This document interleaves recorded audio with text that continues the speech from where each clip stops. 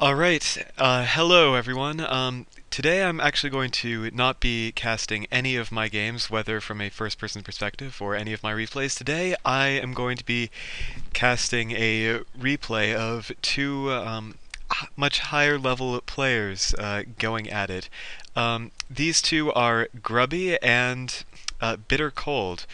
I don't actually know much about BitterCold, but I will tell you a little bit about Grubby. Grubby is an ex-Warcraft 3 professional. If you don't know, Warcraft 3 was an RTS made shortly after StarCraft 1, and was very popular for its custom maps mostly. It had a very good custom map system. Grubby, however, played the original game without any modifications to it, and he was very, very good at it. Um, the notable thing about Warcraft 3 is that it really emphasizes excellent control of one's units, so that's one of the things we generally see from Grubby. Meanwhile, his opponent is BitterCold here, who is a Zerg player.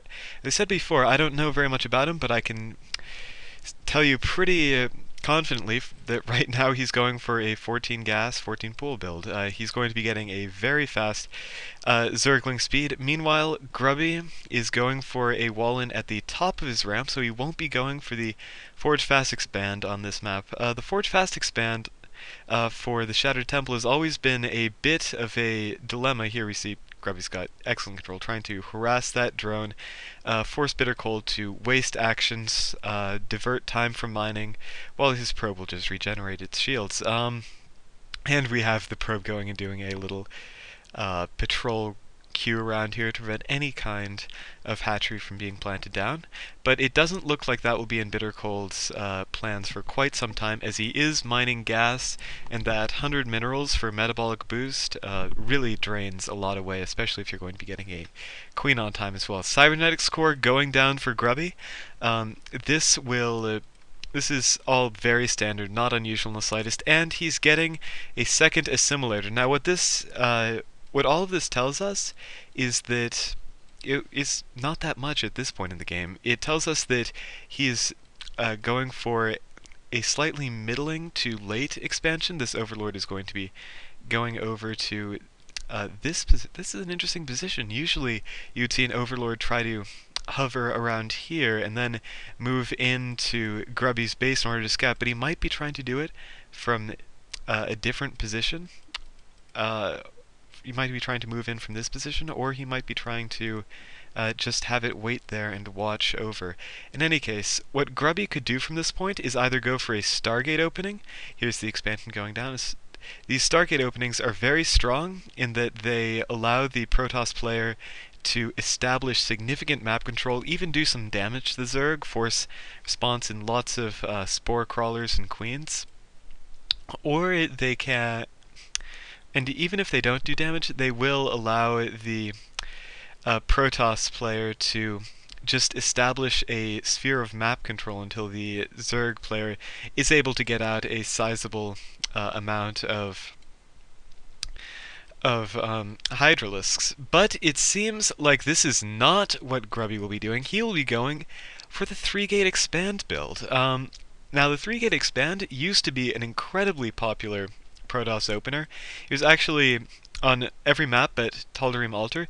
It was actually even more popular than the 1-gate expand or Forge Fast expand.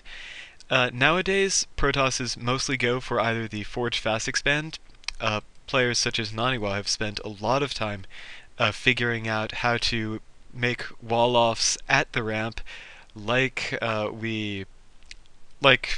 it goes something like pylon here, forge here, gateway here, in order to make a semi-solid wall with a nexus. But instead of going for that or the more economic 1-gate expand, Grubby is going for a 3-gate expand. What this build gains over the other expansions is that it's able to do a very, very strong little timing attack, which Grubby will be moving out very shortly in order to start that up. But Its weakness is that there are some specific Roach Speedling all-ins, and it looks like that might be exact. No, actually, he isn't. Never mind. The Roach Speedling all-in does not involve getting a lair usually, but who knows? I might be wrong. It might be a different variation. Anyway, what the Roach Speedling all-in is the Zerg sees that the Protoss player is going for a 3-gate expand, and then it sets up a timing where he will have a lot of Zerglings and Roaches, and the Protoss player will just not have enough units to defend it back at his. Ooh, that was nasty. Didn't get the cancel on that photon cannon. That's 150 minerals down the drain right there. But meanwhile, this scary little force of sentries and zealots is moving across the map. What they can do is they can force field off the ramp, preventing fully half of the Zerg army from getting down, and that is exactly what Grubby will start out by doing. But now he's retreating. Is he going to just go all the way back home, or is he? It looks like he will be going back home in order to. Yes, he will be going back home and just resting on his expansion. He was satisfied by forcing the Zerg to make this number of Roaches and this number of Zerglings.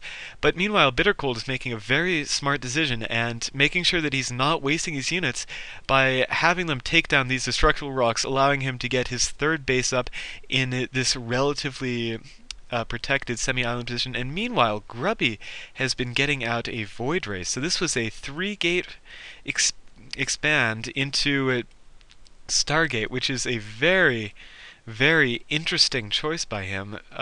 It's actually a solid timing because the Hydralisk Den obviously was just thrown down in response to scouting the Stargate, but there were no evolution chambers, and there was not an excess of queens. Now we see that BitterCold is having to start producing extra queens and start producing Hydralisks in order to try and prevent this from happening, which is, oh, that's just nasty. Didn't get the cancel on the hatchery, so that third is not only going to be delayed, but it also is just a straight-up loss of 300 minerals. Meanwhile, the Hydralisks we see are almost out, but it's only 4 Hydralisks at this point. That isn't a lot. It's not going to accomplish much of anything at this stage in the game.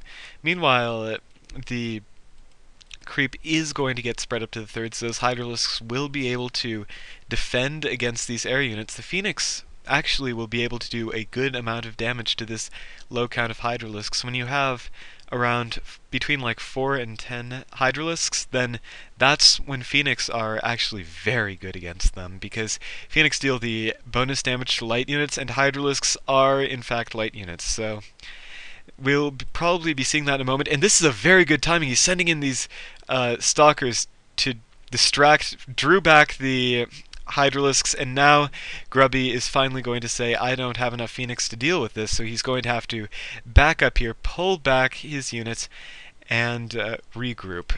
Meanwhile, we see the third is now well underway for BitterCold. Grubby is not taking his third base at this point. He is throwing down 4 more gateways.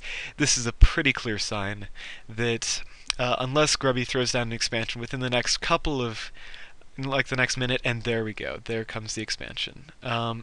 So Grubby will be expanding and then following it up with a large gateway count for pressure. He's got 7 gateways in total, and ooh, this is an excellent play by BitterCold because it's delaying that expansion by Grubby significantly. There's nothing that Grubby will be able to do about this Overlord unless he draws part of his army back. But meanwhile, he is trying to take down these backdoor rocks to gain access to BitterCold's third and do a very powerful timing attack.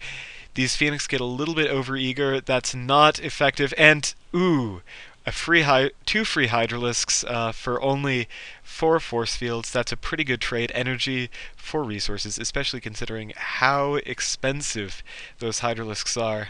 Meanwhile, Overseer goes down here, and the Stalker is moving in to take out the Overlord of BitterCold. This will mean that this expansion can finally go down for Grubby, but in the meantime, he has been producing a good amount of gateway units, and we see him here moving in to Grubby's natural, sorry, BitterCold's natural right now, and these force fields are going to greatly limit the amount of units. This is blocking off a huge portion of BitterCold's army, and now all these drones are going to go down. This is huge. This is a very, very significant attack right now.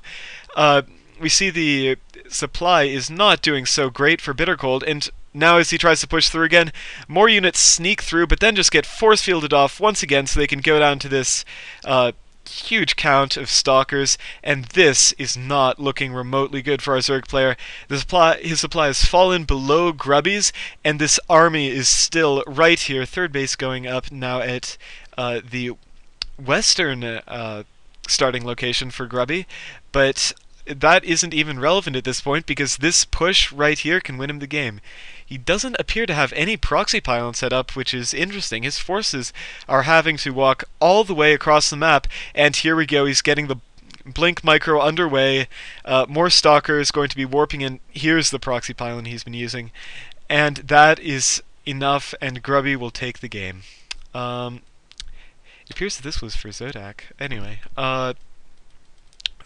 so that was a very interesting game in that it showed how a Protoss player can use putting specific amounts of pressure on a Zerg to keep them back, keep them from hitting their full macro mode, and then hit a very solid timing that can just demolish them.